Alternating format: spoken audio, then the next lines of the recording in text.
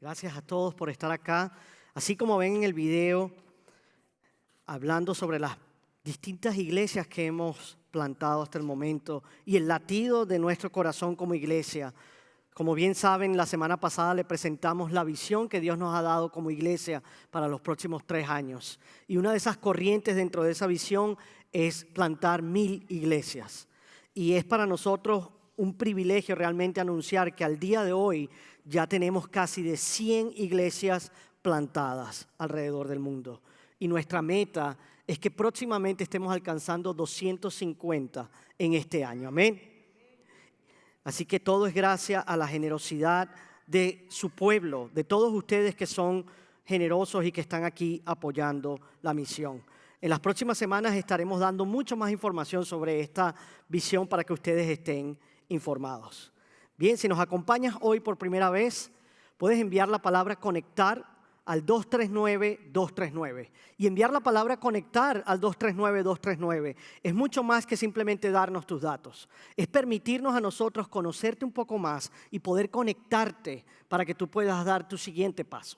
Ya sea bautismo, ya sea unirte a un grupo, ya sea participar y servir en alguna área. Queremos caminar al lado tuyo y acompañarte en tu caminar con Cristo. Así que puedes enviar la palabra, conectar al 239-239 o escanear el código aquí en tu folleto, donde también encontrarás los anuncios que tenemos para esta semana.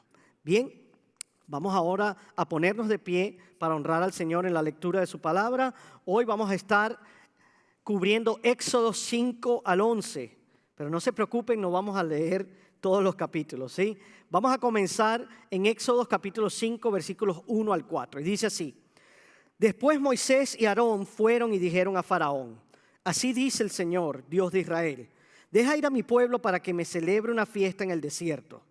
Pero Faraón dijo: ¿Quién es el Señor para que yo escuche su voz y deje ir a Israel? No conozco al Señor y además no dejaré ir a Israel. El Dios de los hebreos nos ha salido al encuentro, contestaron ellos. Déjenos ir, le rogamos, camino de 3 días al desierto para ofrecer sacrificios al Señor nuestro Dios. No sea que venga sobre nosotros con pestilencia o espada. Pero el rey de Egipto les dijo: Moisés y Aarón, ¿por qué apartan al pueblo de sus trabajos? Vuelvan a sus labores. Continúo, versículos 22 al 24.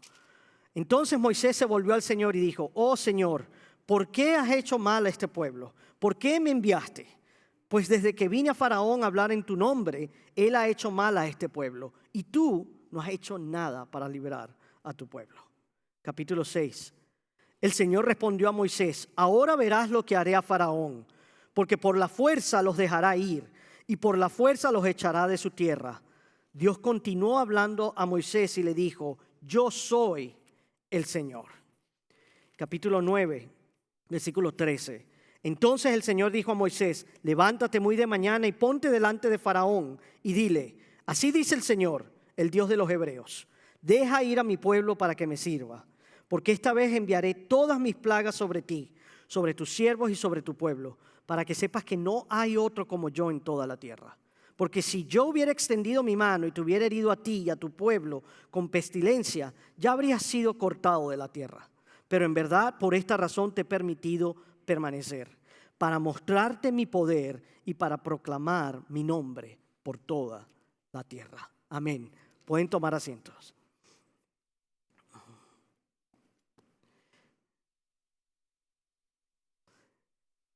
¿Alguna vez te ha tocado hacer algo que realmente no querías hacer? Una de esas cosas que tú pospones, una de esas cosas en las que no quieres pensar, una de esas cosas que solo haces cuando te encuentras entre la espada y la pared. A muchos de nosotros nos pasa lo mismo con la confrontación. ¿Cuántos de los que están acá les encanta confrontar a una persona? No solo no nos gusta la confrontación, sino que tratamos de evitarla a toda costa. Cuando sabemos que hay que confrontar a alguien, lo evitamos a toda costa. Dejamos que la llamada vaya al buzón de voz. Ignoramos el mensaje. Cambiamos de tema si es necesario. O evitamos encontrarnos con esa persona a toda costa. Le tenemos miedo a la confrontación. Y la razón que le tenemos miedo a la confrontación es por la misma razón que tememos ir al dentista.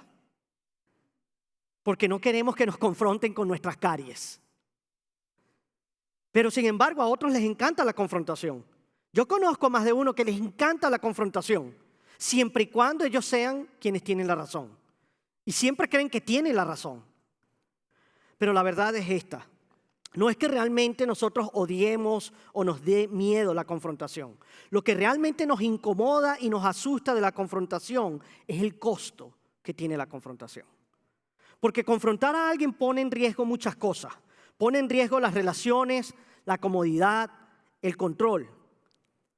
Sin embargo, algunos de los momentos más amorosos de nuestra vida han llegado de esa manera, a través de la confrontación. Ya sea de un padre amoroso, de un buen amigo o incluso de un médico. Sí, un médico que tuvo la valentía de darte una mala noticia, pero que al final salvó tu vida. ¿Cuántos de ustedes les gustaría que su médico tuviese miedo de decirles la verdad? ¿Podrían imaginarse un médico que les diga, oh, no te preocupes, tú estás bien? Al ritmo que vas a vivir 50, 60 años más. Pero en realidad te estás muriendo en silencio. Eso sería un médico muy terrible y en realidad sería peligroso. La confrontación es incómoda, pero evitarla puede ser mortal. A veces lo más amoroso que tú puedes hacer es confrontar a alguien con amor y decirle la verdad. Y muchas veces lo más amoroso que Dios puede hacer por nosotros es confrontarnos. En el libro que estamos, en Éxodo, es uno de los momentos en los que vamos a estar hablando más importantes en la Biblia. De hecho, el más mencionado en la Biblia. Porque es el momento en que Dios no solo rescata a su pueblo, sino que se revela a ellos. Es allí en el Éxodo donde Dios da su nombre, Yahweh, y ahí nos muestra su carácter. Y mientras tú y yo aprendemos más de quién es Dios, muchas veces eso nos reconforta, porque va confirmando lo que tú y yo sabemos y creemos que es Él. Pero otras veces nos confronta. Nos confronta porque Dios muchas veces no es lo que tú y yo esperábamos. Y es mucho más grande de lo que tú y yo podemos imaginar. Y eso es lo que Moisés está aprendiendo. Allí en la zarza ardiente Dios responde a todas las excusas de Moisés con su nombre y con sus promesas. Y ahora lo envía a presentarse ante Faraón y a exigir la liberación de su pueblo. Y esto no se trataba simplemente de un enfrentamiento político. Esto era un enfrentamiento espiritual. Moisés se va a enfrentar al faraón 15 veces y en cada ocasión Dios va a mostrar al faraón, a los egipcios, a su pueblo y también a ti y a mí quién es Él. Así que hoy en Éxodo 5 al 11 vamos a aprender que Dios confronta el mal en el mundo y los ídolos en nuestros corazones a través de su justicia y su bondad. Acompáñenme en el punto número 1, su justicia, confrontando el mal del mundo.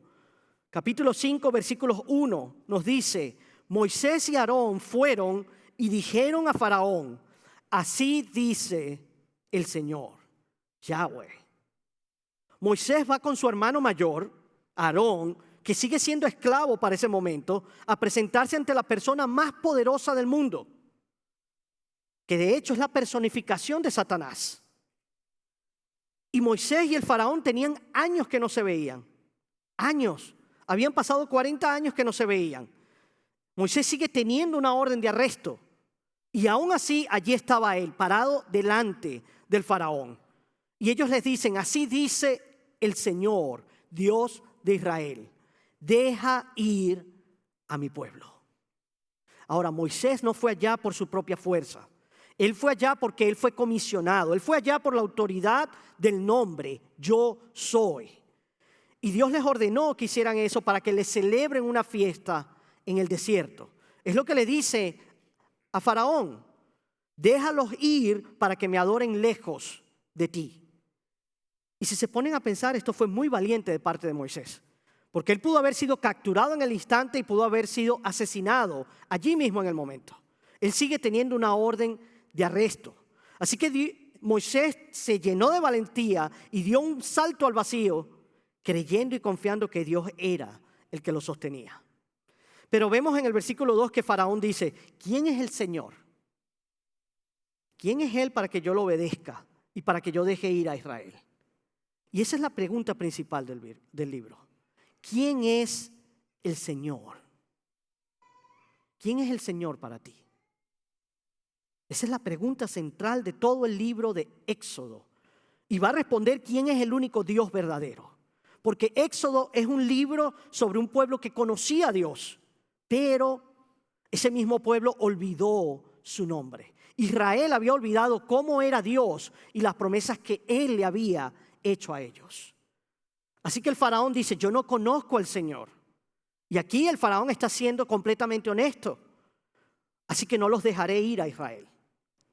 Fíjense, el faraón creía que él era un Dios. Él era el hijo de Ra. Y él nunca había oído hablar de Dios. Nunca había oído hablar del yo soy. Así que su ignorancia lo lleva a ponerse en el lugar de Dios, a creerse Dios.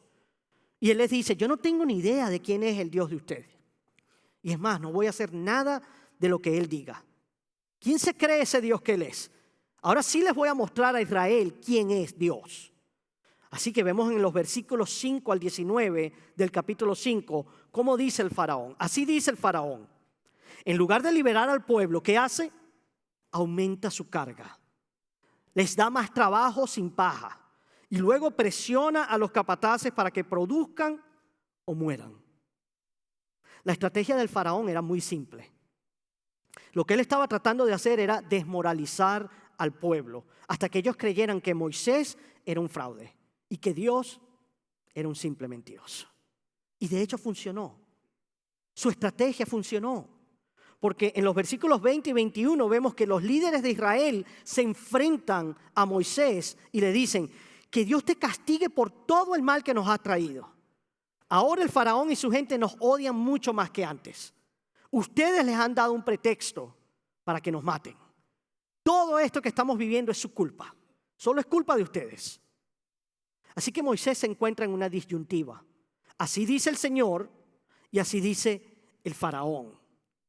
Yahweh dice que su pueblo debe descansar más. Pero el faraón dice que deben trabajar más. Dios quiere que su pueblo descanse para que viva. Faraón quiere que el pueblo de Dios trabaje hasta que muera. Así que la pregunta que tenía Moisés que responder es, ¿a qué voz vas a escuchar? ¿Así dice el Señor o así dice Faraón? ¿Quién es el mentiroso? ¿Quién es Dios? ¿Quién dice la verdad? De hecho, Moisés duda. En los versículos 22 y 23 vemos que él duda y se desanima y se siente derrotado por todo el mal que está enfrentando en el mundo. Pero se volvió en medio de todo eso, ¿a quién? Al Señor. Y eso fue lo mejor que él pudo hacer, haberse vuelto a Dios. Y él les dice, oh Señor, ¿por qué has hecho mal a este pueblo? ¿Por qué me enviaste? Tú no has hecho nada por librar a tu pueblo. Fíjense, Moisés cuestiona tres cosas. Moisés cuestiona tres cosas sobre Dios. Lo primero que cuestiona es la bondad de Dios. Porque le dice, ¿por qué has hecho este mal? ¿Es Dios bueno o es Dios malo? Lo segundo que él cuestiona es el propósito de Dios. Porque él le pregunta, ¿por qué me enviaste? ¿Realmente hiciste la decisión correcta o te has equivocado? Y por último, él cuestiona la acción de Dios. Porque le dice, no has hecho lo que dijiste. Tu pueblo sigue sufriendo. Así que Moisés, así como todos nosotros, cuando le echan la culpa a él, ¿qué hace él? Inmediatamente se da la vuelta y culpa a Dios. Le echa toda la culpa a él. Y es entendible. Es fácil desanimarse por el mal que hay en el mundo. ¿No te ha sucedido que un día te levantas y te sientes abrumado por todas las cosas que están sucediendo en el mundo? Es fácil desanimarse por el mal que hay en el mundo, especialmente si tú has estado intentando luchar contra él y parece que fuera inútil, que nada cambia. Porque Moisés hizo lo correcto, de manera correcta y por las razones correctas, y aún así las cosas no mejoraron, sino que todo empeoró. Pero Moisés no está sufriendo por su desobediencia. Él fue obediente. Él está sufriendo por su obediencia. Él hizo lo que Dios le dijo que hiciera. Entonces, ¿cómo enfrentamos tú y yo el mal en este mundo cuando parece que el mal está ganando? Bueno, lo que hacemos muchas veces es que nos desanimamos, tal como Moisés.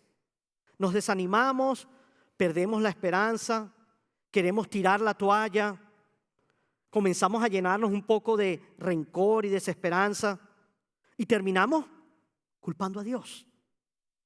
Pero aunque a veces tú y yo no podamos entender por qué hay tanto mal en el mundo, debemos recordar que Dios es lo suficientemente grande y sabio como para tener buenas razones para permitirlo, aunque tú y yo no podamos comprenderlos. Y que Dios siempre obra todo para su bien, para el bien de su gente, de su pueblo. Entonces, ¿cómo responde Dios a las preguntas de Moisés? Capítulo 6, versículo 1. El Señor respondió a Moisés: ahora verás lo que voy a hacer a Faraón, porque por la fuerza los dejará ir. Fíjate, Dios nunca responde a las preguntas del por qué. Nunca responde a las dudas de Moisés. Solo le dice a Moisés la respuesta de quién. ¿Quién es el único Dios verdadero? Yo soy. Y ahora tú estás a punto de ver lo que yo voy a hacer con el pueblo de Egipto. Así que en los siguientes capítulos Dios nos va a dar un curso intensivo sobre Él mismo. Y Dios viene y nos revela su nombre y lo revela a través de 10 acciones decisivas, conocidas como ¿qué? Como las plagas contra el faraón. De 10 maneras Dios nos va a mostrar que Él tiene la autoridad suprema sobre la serpiente. Incluso le va a dar a Faraón múltiples oportunidades para que cambie de opinión y se someta.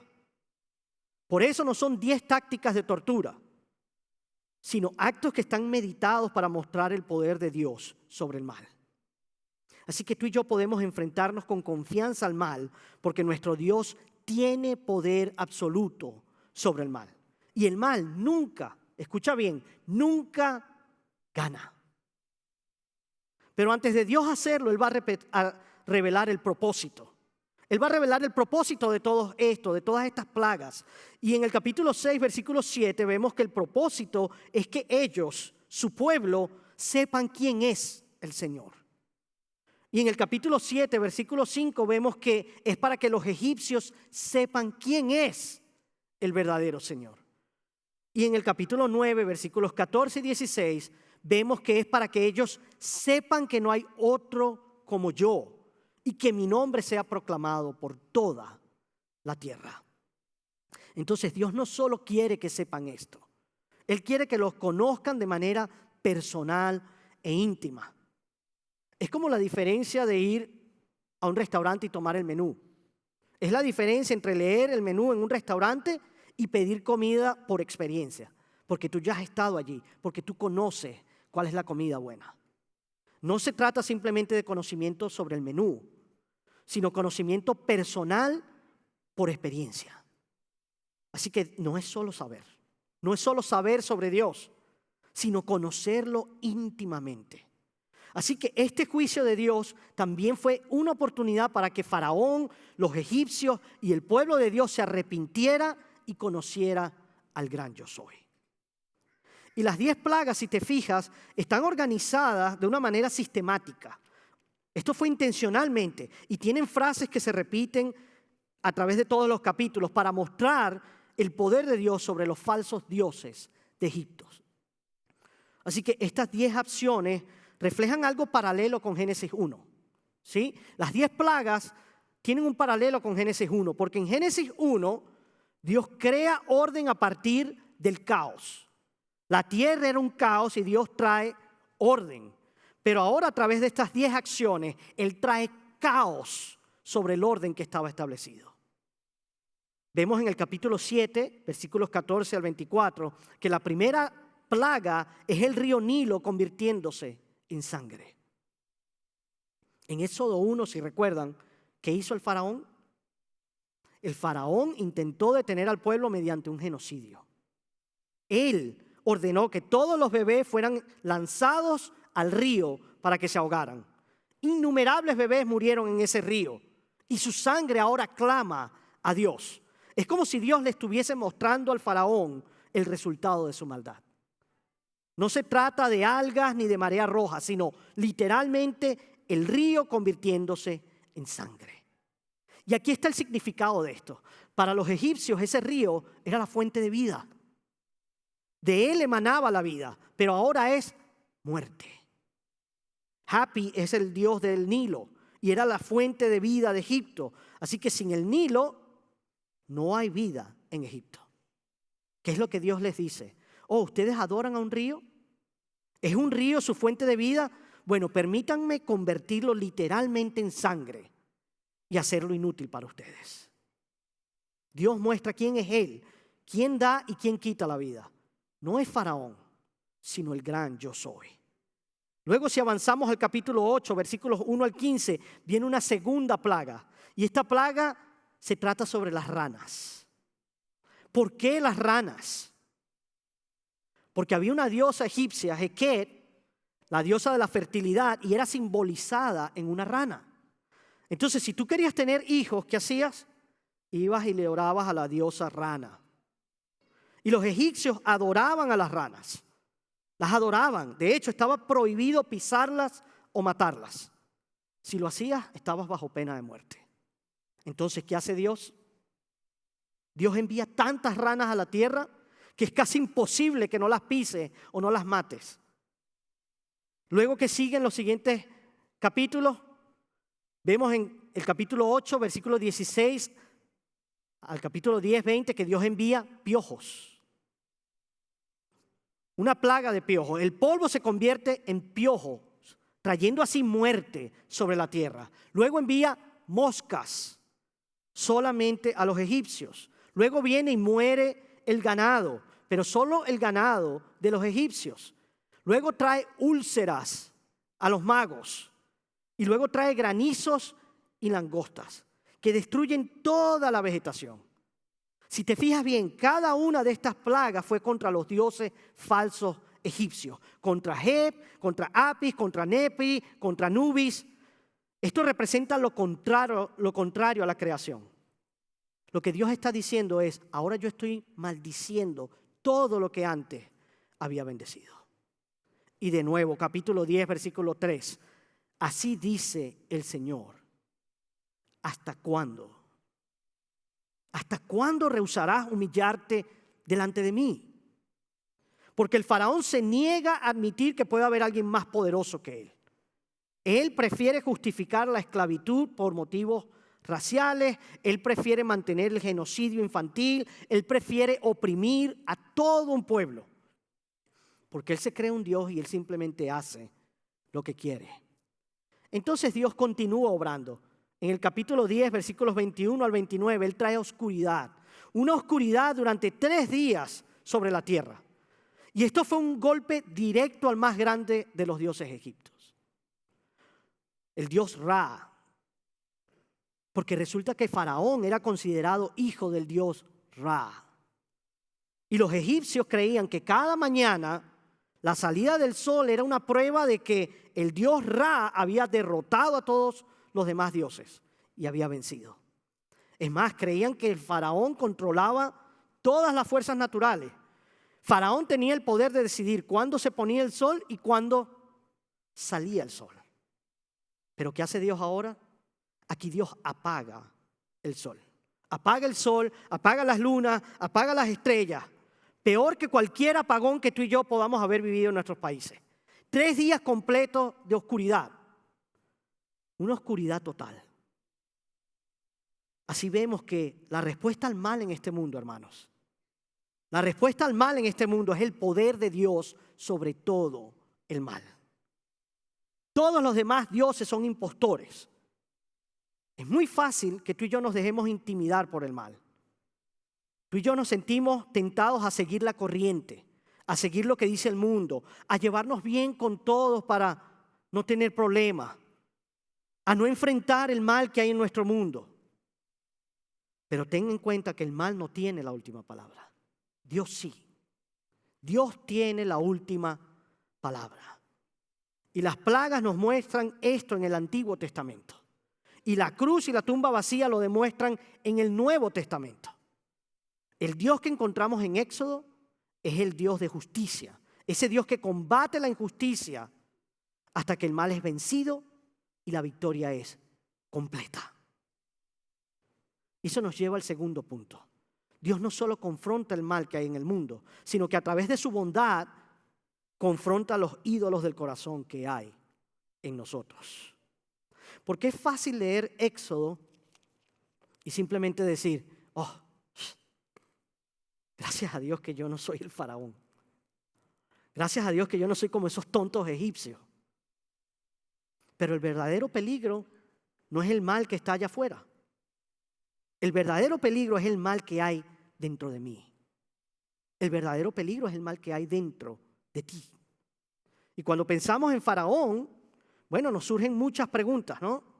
Pero una de ellas, y la que quizás mucha gente se hace es, ¿quién endureció su corazón para que no creyera ni se sometiera a Dios?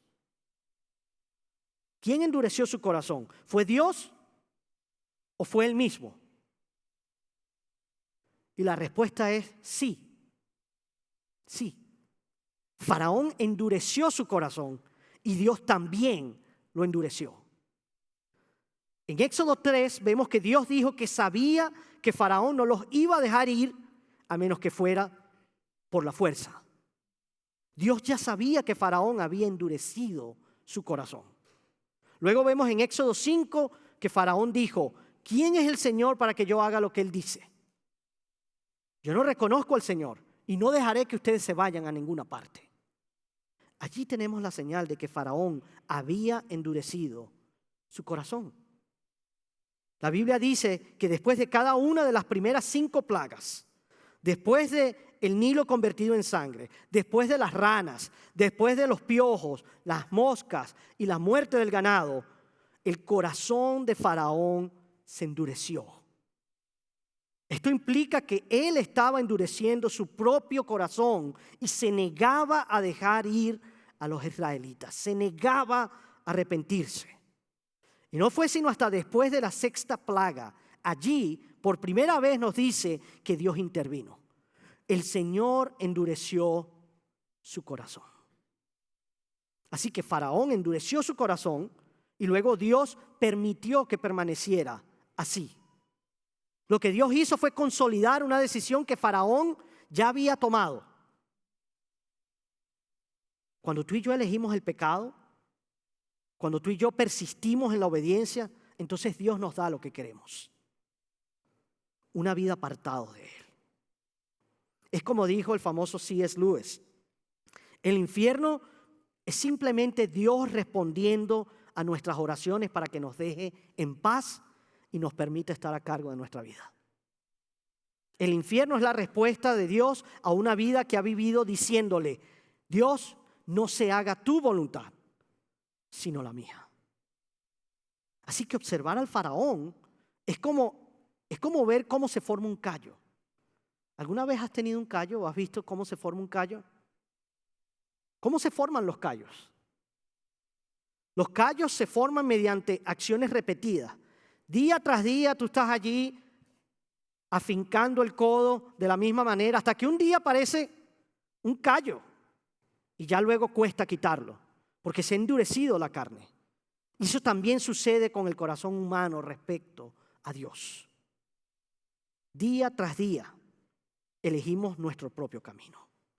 Elegimos nuestro propio camino. Día tras día ignoramos su presencia. Día tras día ignoramos su invitación. Día tras día rechazamos su misericordia y su camino. Y elegimos el nuestro. Y eso fue lo que hizo el faraón. Faraón se negó a humillarse. Se negó a arrepentirse. Se negó a escuchar la voz de Dios y a renunciar a su control. En esencia, el pecado de Faraón no fue la ignorancia. Su pecado fue la idolatría. Faraón se amaba mucho a sí mismo. Él se adoraba a sí mismo. Él creía que era soberano. Él creía que era invencible. Él creía que era intocable. Él creía que sabía mucho más que Dios. Pero si tú y yo somos honestos, nosotros también lo creemos. Nosotros también creemos lo mismo. Y para nosotros es muy fácil confrontar el mal en el mundo. Para ti y para mí se nos viene muy fácil confrontar los pecados que vemos en los demás. Somos expertos identificando pecados y somos expertos confrontándolos. Pero lo que se nos hace difícil es ver y confrontar los ídolos en nuestra vida. Los pecados que nos negamos a ver en nosotros mismos. Pero todo vuelve a la pregunta central. ¿Quién es el Señor? ¿Quién es el Señor para ti? Porque no importa cuáles sean los problemas, ni qué soluciones crees que tú tengas. El verdadero problema que tú y yo tenemos es que no amamos ni adoramos a Dios de todo corazón. Así que no es un problema intelectual, no es un problema de cabeza, es un problema de corazón. No queremos que nadie nos diga qué pensar, no queremos que nadie nos diga cómo debemos sentirnos, no queremos que nadie nos diga cómo debemos vivir. No nos gusta que nuestros pecados sean llamados pecados. Tampoco nos gusta que nos digan que no podemos salvarnos a nosotros mismos, que nosotros somos el problema. Así que si te das cuenta, tú y yo, si somos honestos, somos como Faraón. Somos como Faraón y decimos, Dios, ¿quién te crees tú que eres? ¿Quién eres tú para pedirme eso? ¿Quién eres tú para irrumpir en mi vida de esa manera? Porque no queremos un Dios. Queremos ser Dios. No queremos rendirnos. Queremos tomar el lugar de Dios. Pero la buena noticia es que Dios te ama demasiado. Dios te ama demasiado como para abandonarte y para dejar que persistas allí. Así que incluso su castigo está mezclado con misericordia para traerte de vuelta. Porque cada plaga confrontó a un falso Dios de Egipto. Cada plaga confrontó su idolatría. Ellos confiaban en el Nilo para su sustento y seguridad, en las ranas para la fertilidad y el control, en el ganado y los cultivos para la riqueza y la estabilidad, en el sol, en Ra, para el poder y la identidad. Y tal vez tú estés sentado hoy acá y dices, no, pero nosotros no adoramos ranas, ni vacas, ni insectos. Pero seguimos adorando a los mismos ídolos, solo que con un traje mejor. Los ídolos de entonces son los mismos de hoy. El éxito, el control, la comodidad, la aprobación que queremos de los demás, el poder, el placer y la seguridad. Y un ídolo es cualquier cosa que poco a poco empieza a ocupar el lugar de Dios. Porque en ella buscamos significado. Comenzamos a buscar valor, protección, satisfacción, identidad en esa cosa o esa persona. Y la realidad es que los ídolos nos prometen vida, pero siempre exigen sacrificio y terminan esclavizándonos. Nunca ofrecen salvación verdadera, nunca ofrecen verdadera satisfacción. Y uno de los ídolos más aceptados y menos cuestionados en nuestra cultura de hoy es el éxito. No hay nada de malo en trabajar, no hay nada de malo en proveer para la familia y buscar progresar. El problema comienza cuando el trabajo, cuando el negocio, cuando la ambición y el éxito ocupan el lugar de Dios y nos vuelven esclavos. Cuando lo que más nos importa es trabajar, cuando lo que más nos importa es complacer al jefe, cuando lo que más nos importa es llevar a nuestros niños a los deportes, cuando lo que más nos importa es que ganen el campeonato y Dios se queda en un tercer o cuarto plano y la iglesia pasa a ser prácticamente no existente. Cuando sucede todo eso, en ese punto ya no estamos simplemente trabajando duro, ya no simplemente nos estamos esforzando por tener más éxito. Estamos sirviendo a un ídolo que ha tomado nuestro corazón.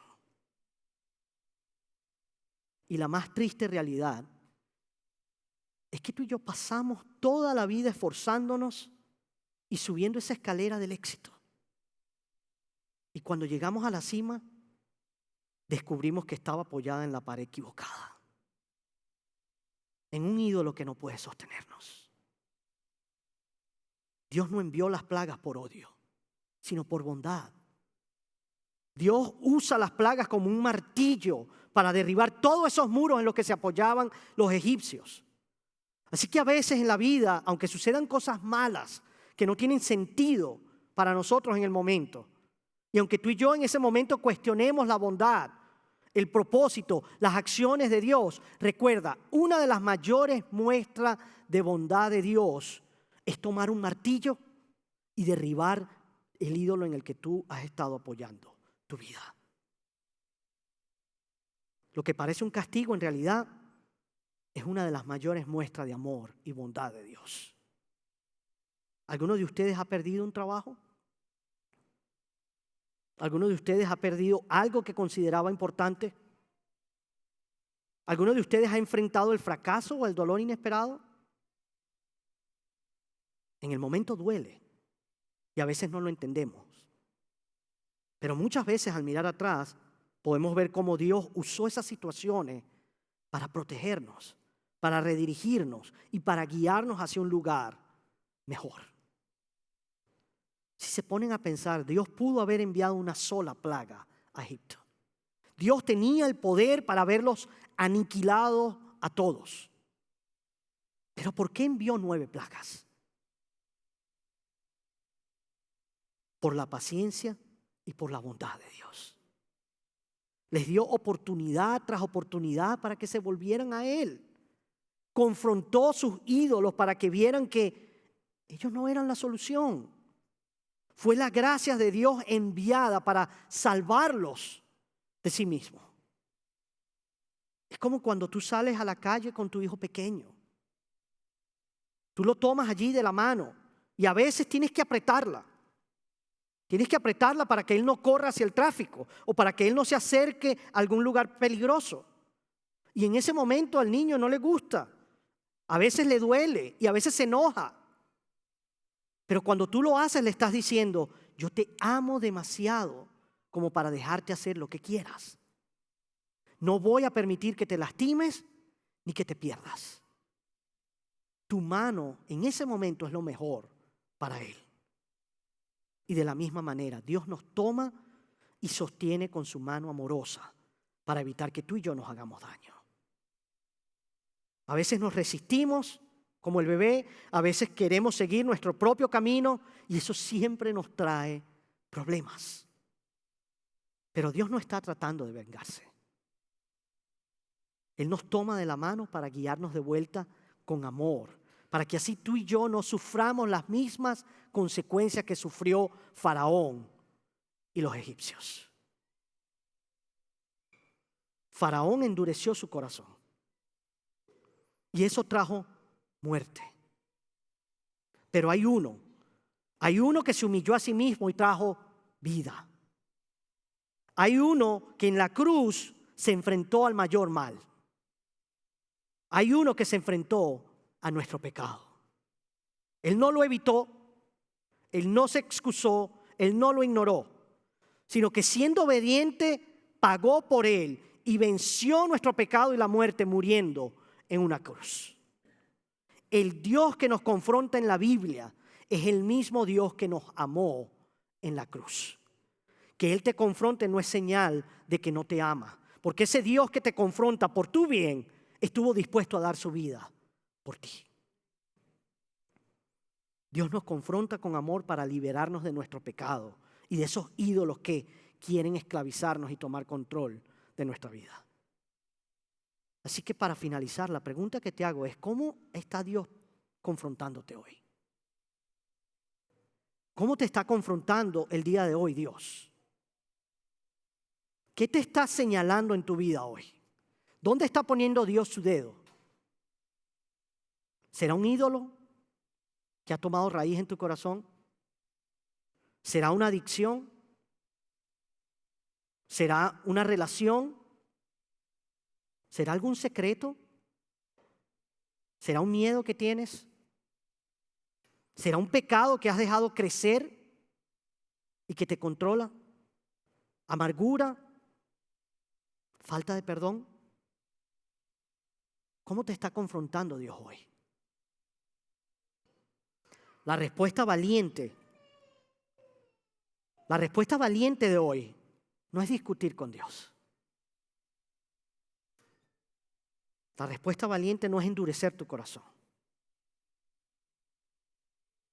La respuesta valiente no es ser como Faraón,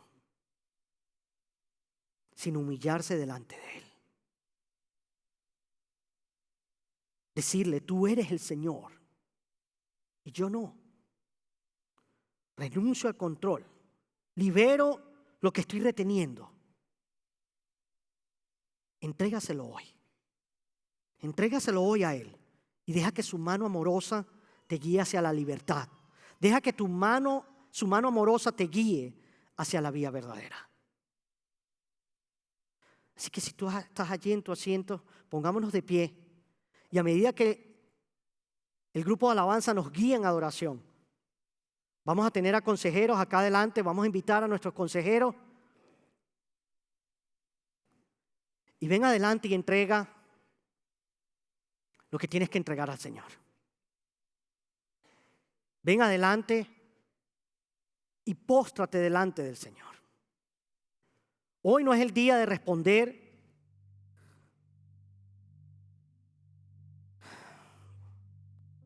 Hoy no es el día de responder cerrando tu corazón. Hoy no es el día de endurecer tu corazón. Hoy no es el día de ser soberbio. Hoy es el día de responder al llamado amoroso del Señor. Hoy es el día de responder con humildad delante del Señor. ¿Qué es lo que te está confrontando hoy? Tú lo sabes allí donde estás. ¿Qué es eso que no has querido dejar ir? ¿Qué es eso en lo que buscas tener control? ¿Vendrás hoy al frente, serás valiente y lo entregarás a sus pies?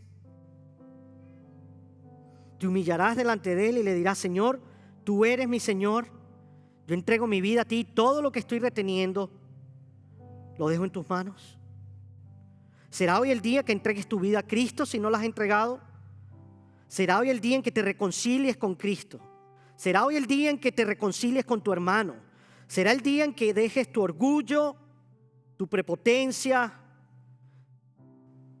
tu miedo, tu preocupación, tu ansiedad aquí a sus pies en su altar? Yo te invito a que vengas adelante y ores con nosotros. Padre, damos gracias por tu bondad y tu amor. Porque aún, Señor, en medio de las circunstancias tú obras. Porque te vemos mover, Señor. Porque aún cuando tú intervienes en nuestras vidas, Señor, y nos corriges y nos disciplinas, es todo por amor. Es porque no quieres que nos perdamos, no quieres que nos alejemos de ti. Así que nos traes con tu mano amorosa de vuelta a ti. ¿A quién estás llamando hoy, Señor? ¿Quién debe venir adelante y reconciliarse contigo? Que tú muevas sus corazones, Señor. Que toda ansiedad, toda preocupación, todo orgullo